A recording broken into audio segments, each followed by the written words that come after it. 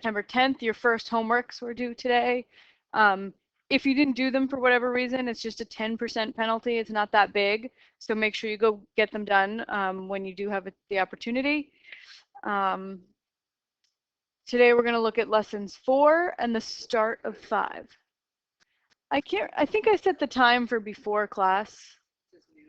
Oh, noon. Okay. Yeah.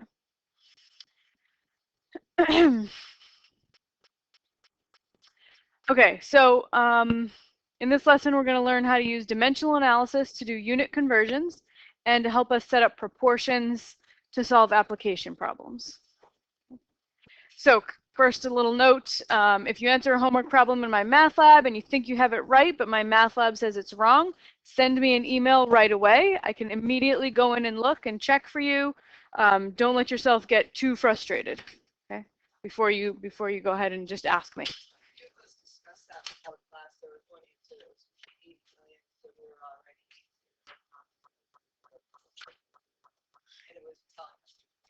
Yeah.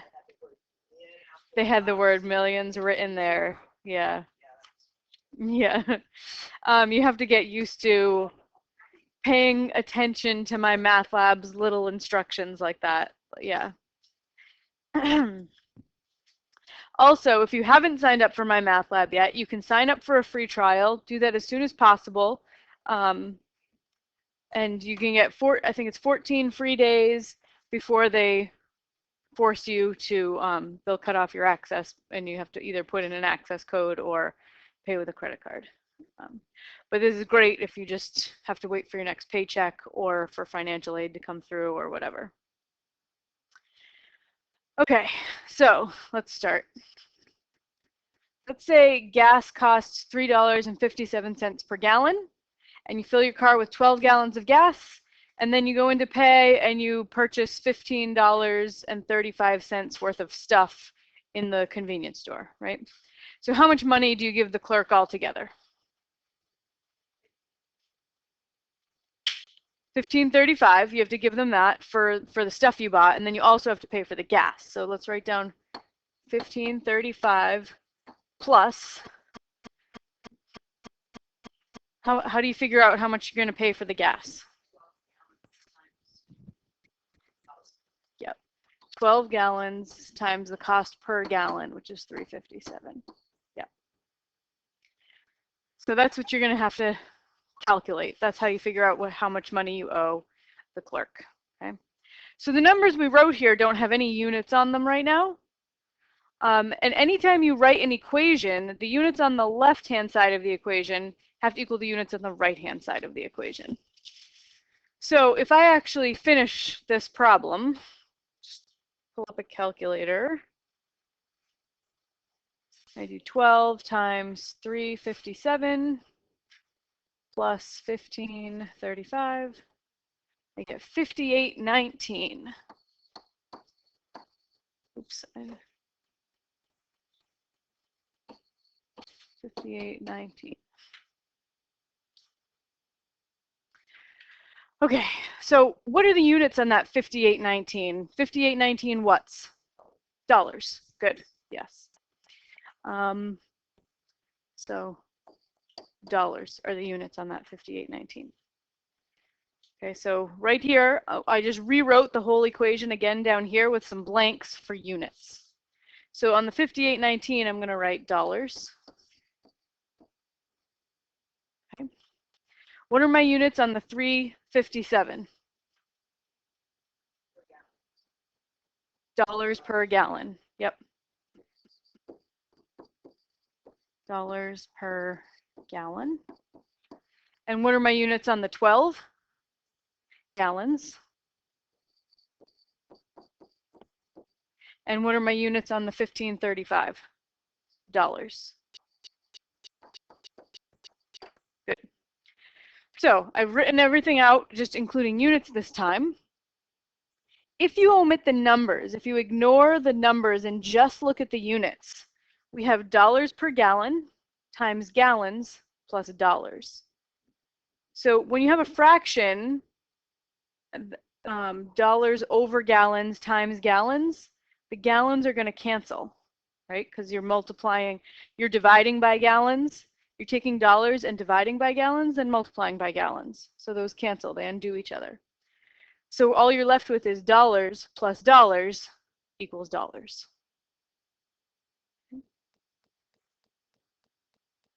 So it has to always work out that if you do this little calculation, if you work with just the units and not the numbers, you just want to make sure that your left-hand side units equals your right-hand side units after you've done your canceling.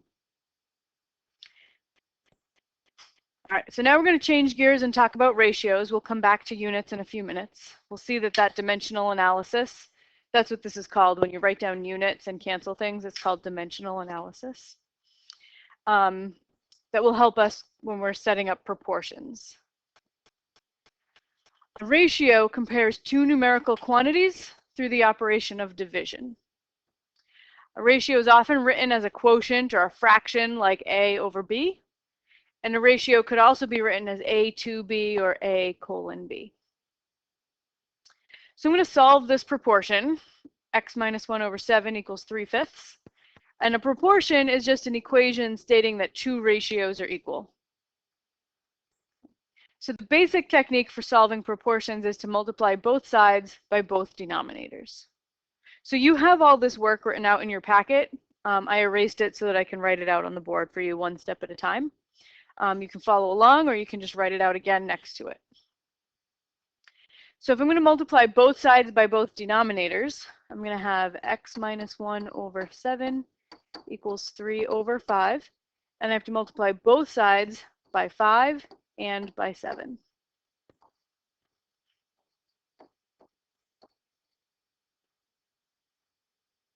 Right? So if I multiply both sides by both denominators, the reason that that's helpful is because I'll get all the denominators to cancel. Right? I can do whatever I want. I can multiply both sides by anything. As long as you do the same thing to both sides, it's allowed. Right? And the reason I chose this step is because all my denominators will cancel. Here I have 3 divided by 5 times 5. So the divided by 5 and times 5 undo each other, and those go away. On this side, I have x minus 1 divided by 7 and then times 7, and the 7s cancel. Dividing by 7 and multiplying by 7 undo each other. So what I'm left with is 5 times x minus 1 equals 3 times 7. Okay, so the things I'm left with on the left after I canceled the 7s were the 5 and the x minus 1. And on the right, after the 5s canceled, I was left with a 3 and a 7. And then we just distribute. 5x minus 5 equals 21. Add 5 and divide by 5. So when I add 5 to both sides, I get 5x equals 26. Divide both sides by 5, and I get x is 26/5.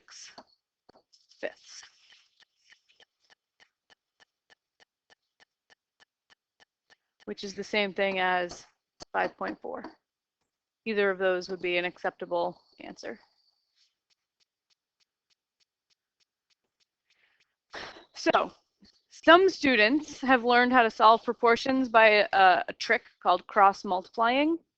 If you know how to do that, you're welcome to use cross multiplication to solve proportions. I'm not going to present it in class, but if that's your method of choice, then by all means, go ahead and use it.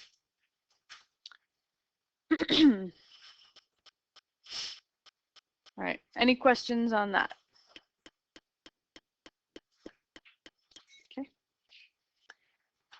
Okay, so let's look at a word problem that involves a proportion. The ratio of female students to male students at GCC is 3:2. If there are 2,000 students at GCC, we want to set up and solve a proportion to find out how many of those 2,000 are female. So first, we will carefully define our variable. We're going to try to just use one variable, just one letter, try to keep things as simple as we can. We're going to define it using a quantity word and a unit word. Right? So we're going to let x, our unknown, represent the number of female students, right? Because that's what we'd like to know. We want to find out how many are female. So identify the question use the question to set up your unknown. So we let X be the number of female students.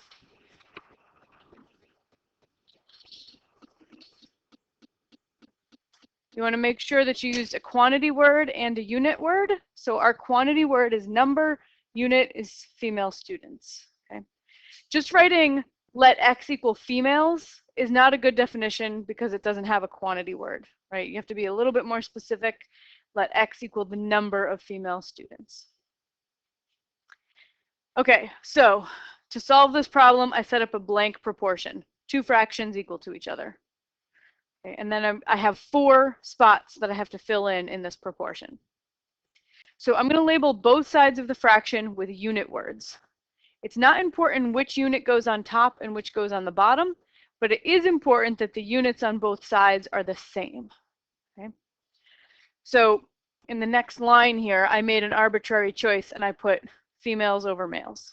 Okay? You could just as easily put males over females as long as you do the same thing on both sides. All right, so I want to fill in the final fraction in the equation with the appropriate unit words. So if I put females over males on the left, I have to put females on top and males on the bottom on the right. Okay, going to do the same thing on the left and the right. Okay, so now we're going to start filling in the proportion with numbers from the problem. So I have 4 spots to put numbers in, and they all have to have the units matching. So whatever I put on top has to be a number of females, and then whatever goes on the bottom has to be a number of males. So keep in mind that 2,000 isn't going to go into this proportion because 2,000 represents a total of all the students. It isn't a number of females and it isn't a number of males. So we leave out the 2,000 for now because it's a total. So what they did tell us is that the ratio of females to males was 3 to 2. So I put a 3 on top and a 2 on the bottom. 3 to 2, females to males. All right, now you put in your variable, X. What did X represent again? Females. So I put in, on the other side of the equation, I put an X on the top part. All right, now the trickiest part is filling in this last blank. The number of males, right? The total number of males. Okay, if you aren't able to figure this out, you can just pick a value for X. Like let's say X is 500. If there are 500 females, because X represents females, number of females, there's 500 females, how many males are there in the school? 1,500. How did you come up with that? Oh. Interesting. Would that always work? What if there are 200 females? If you multiply that by 3, that would say there's 600 males, right? But there's 2,000 total students. Yeah, so the multiplying by 3 thing won't always work. But if there are 2,000 total students, like they told us, then you can just subtract. Take the total number of students, subtract the number of females, you get the number of males, right? So we do 2,000 minus the number of females, and the number of females we're calling X.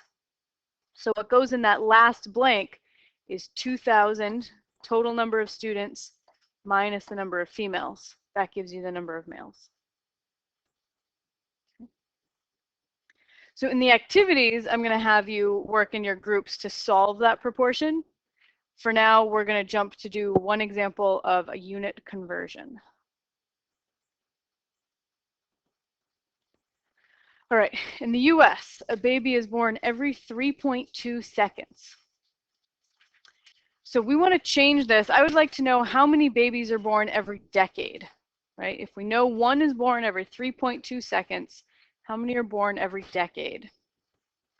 So we start with the given data, including units, 1 to 3.2, one baby every 3.2 seconds. So we have the number 1 to 3.2 and the units baby to seconds. So we currently have seconds as our time calculation in here, as our time unit is being measured in seconds. I'd like to measure it in decades, right? Decade is also a unit of time. So let's do an easier conversion first. Let's change it to minutes. How many babies are born every minute? All right, so I'm either going to multiply up here this fraction, 1 over 3.2, by 1 over 60. 1 minute is to 60 seconds, or 60 seconds to 1 minute. Both of these fractions have a value of 1 because they represent the same quantity of time on the top and the bottom. 1 minute is the same thing as 60 seconds. So this is just a fraction that represents 1. All right, which one do you think I want to multiply by? 1 over 60 or 60 over 1? Yeah, 60 over 1, because I want my seconds to cancel. I want the seconds to go away. So if I multiply by 60 seconds to 1 minute, and I have seconds on the bottom times seconds on the top, and the seconds are going to cancel. Right here I have divided by seconds times seconds. The unit of seconds cancels. Okay, and then what I have is 60 babies, right? I multiplied 1 times 60 over 3.2 minutes. 60 babies every 3.2 minutes.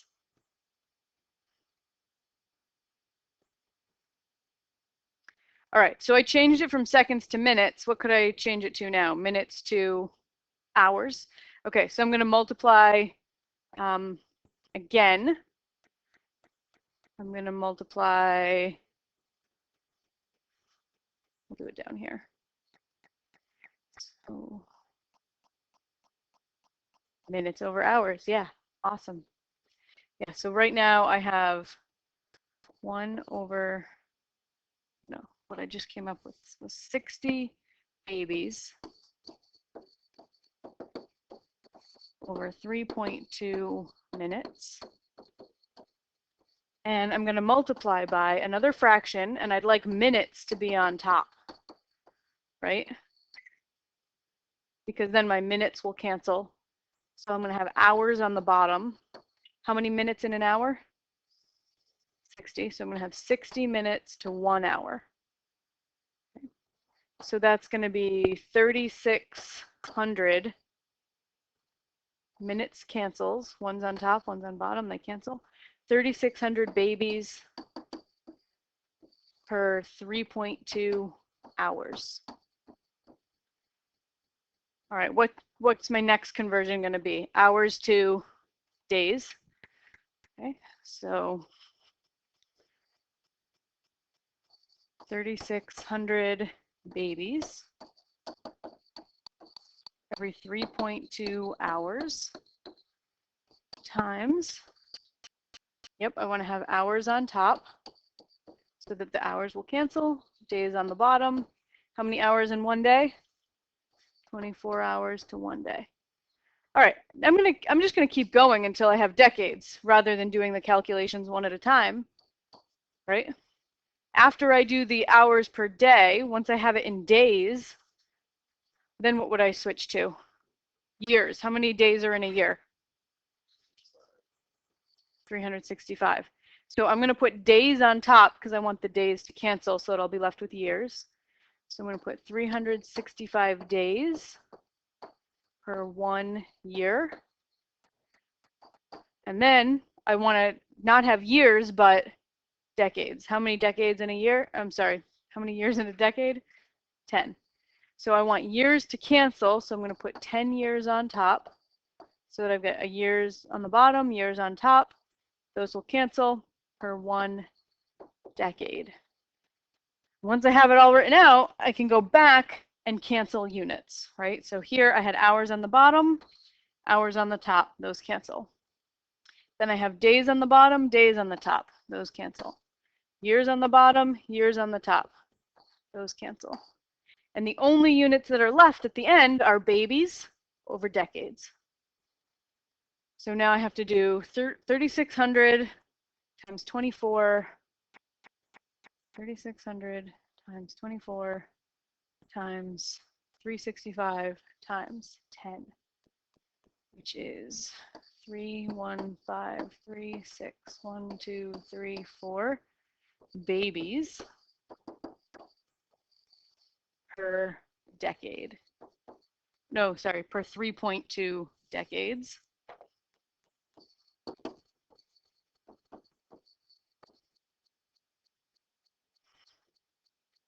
Right, because I had 3.2 on the bottom there.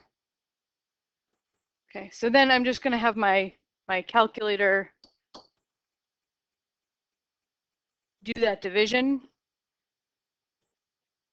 315361234 zeros divided by 3.2, and we get 98551234 zeros.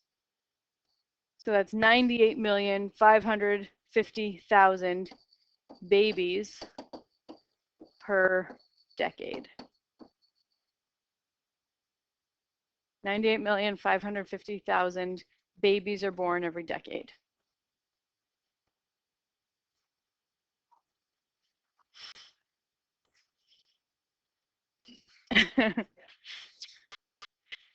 All right, so that finishes up the demo for lesson 4.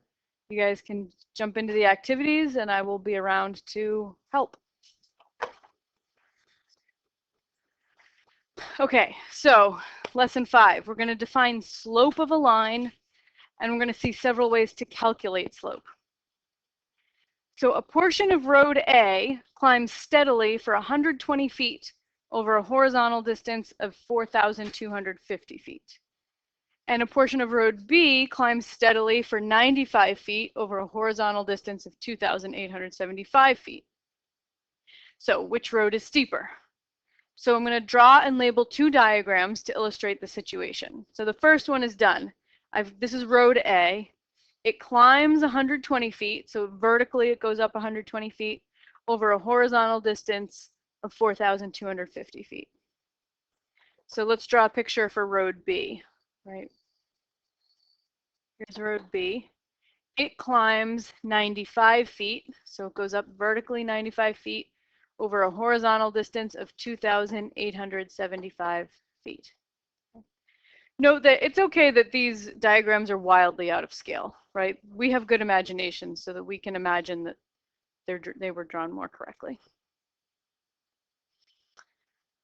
All right, we're going to calculate the steepness of each road or each line by finding the ratio of the vertical change to the horizontal change. So we're going to divide the vertical, how much you climbed, over the horizontal distance. Okay, so the one for A is done below. So I did 120, the vertical change, over 4,250, the horizontal change. Comes out to about 0.028. For road B, my vertical change is 95. My horizontal change is 2,875. And that comes out to 95. 0.033. So you notice I used squiggly equal signs here. That means approximately equal to because I rounded those numbers, right, instead of writing all of the decimals down. Okay. So now I want to write a complete sentence explaining which road is steeper. Okay. So the sentence has to include both of the steepness numbers in it, 0.028 and 0.033. So I would say something like, since the steepness of B, 0.033, is greater than the steepness of A, 0.028, right? 0.033 is bigger than 0.028. That means road B is steeper. The larger the number, the steeper the line. So in general, to measure the steepness or the slope of a non-vertical line, you use a ratio that measures the vertical change in the y-coordinate, also known as the rise, to the horizontal change in the x-coordinate, also known as the run. A shorthand notation that defines slope uses the symbol, that little triangle. It's called delta. It's the Greek letter delta, and it often represents change in. So if you go on to take any other sort of science course, you'll often see delta to represent change. And we use the letter M to stand for slope, and that's pretty universal. Okay. So here are all the ways we can think about slope. Slope, also known as the letter M, is the change in your y coordinates divided by the change in your x coordinates. A way to calculate change in y coordinates is to subtract them, right? Take one of your y's, subtract the other, y2 minus y1. Same thing, that's how you calculate change in x. You subtract the two x's. And then we could also use delta y over delta x for change in y over change in x. And then sometimes people just write rise over run, just to remind themselves. So in a previous class, we graphed the equation y equals negative 200x plus 800. And it was the altitude of the hot air balloon, if you remember working on that. It shows the altitude of the hot air balloon in feet, x minutes after releasing air from the balloon. So we're going to choose any 2 points on the line. I'm picking these completely randomly. 0, 800 is a point on my line, and 3, 200 is a point on my line. 0, 800, and 3, 200. Okay. And I'm going to calculate the slope of the line using those 2 points. So slope is the change in the y coordinate over the change in the x coordinate. So what's the change between 800 and 200? 600. So I do 800 minus 200, change in my y's, and then the change in my x's from 0 to 3, 3. So I'm going to do 0 minus 3. Because I want to do the same, the subtraction in the same order for the top and the bottom. So if I did 800 minus 200 on top, then I have to do 0 minus 3 on the bottom. Same order. Would you always put the, oh, I see, it says it already, so the y coordinates. Y always goes on top, yes. Yep. Whereas when you list the coordinates first, yes. equation y is Yes. Yeah. Some things to keep straight. Good.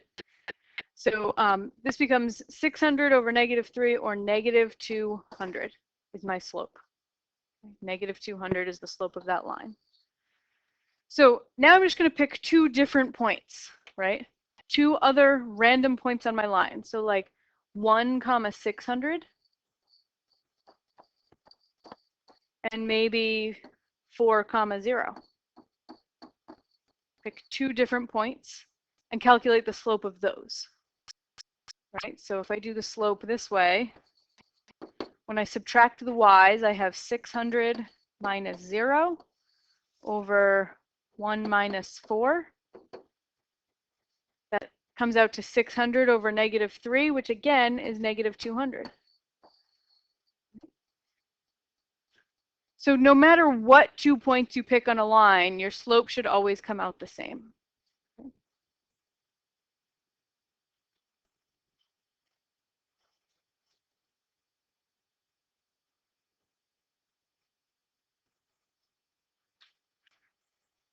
Oh, I just did this. I did 600 minus 0 over 1 minus 4.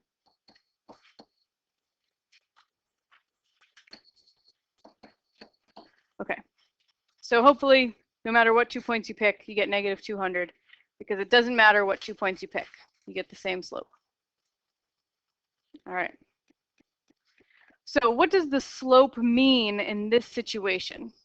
So here's another instance where writing down the units is really helpful, right? 600 was the change in y, and y was measured in feet, right? And the negative 3 was your change in time, and time was being measured in minutes. So when I do my calculation, 600 feet over negative 3 minutes, I get negative 200 feet per minute. Okay? And once you have the units written down, it's usually fairly straightforward to write a sentence explaining the significance of the slope. Right? So here's a good sentence. The balloon's altitude was changing at negative 200 feet per minute. Better sentence. The balloon's altitude was decreasing at 200 feet per minute. So I lost the negative sign because I used the word decreasing. Saying decreasing at -200 is kind of like using a double negative in the English language. You wouldn't say decreasing and use a negative sign. Right? Decreasing represents the negative. And sort of the best sentence would be the balloon was falling at 200 feet per minute.